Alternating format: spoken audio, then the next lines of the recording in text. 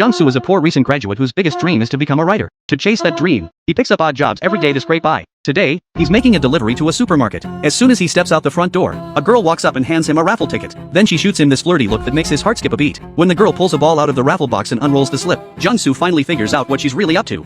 He's a little embarrassed, but he's definitely not going to pass up a chance like this. The prize is a cheap, kind of tacky-looking women's watch. The two start chatting. Turns out they're actually from the same hometown. Hae-mi just had some plastic surgery done on her face, which is why Jong-su didn't recognize her. After years apart, they catch up on each other's lives. Jong-su is reserved and a bit shy. He admits that ever since finishing his military service, he hasn't been able to land any decent work, so he's been hauling stuff for a living while trying to write a novel of his own. Jong-su hands her the cheesy pink prize watch. She calls it tacky, but slips it on her wrist with a smile anyway. Riding the momentum, he invites her out for Korean barbecue, but the plastic sheeting walls of the joint just make them look even more broke. To show off a new skill she's been learning, Hae-mi performs a little mime eating an imaginary tangerine. Her hands are completely empty, but somehow she makes you feel the juicy, tangy sweetness of it. It's like the tangerine is actually there. Jong-su wants to lock things down with her fast, but Hae-mi is leaving for a trip to Africa in a few days. So when Hae-mi asks if he could stop by her place to feed her cat while she's gone, he barely hesitates before saying yes. The next day, they meet up as planned, and Hae-mi takes him back to her apartment. And here's the strange part, even though she doesn't really seem into him, she ends up sleeping with him anyway.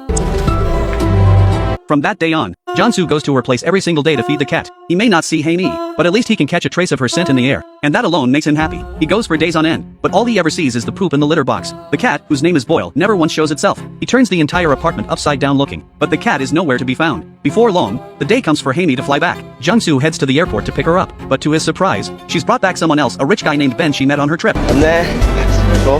벤 오빠, 여긴 나의 하나뿐인 친구 이종수. 벤이라고 합니다.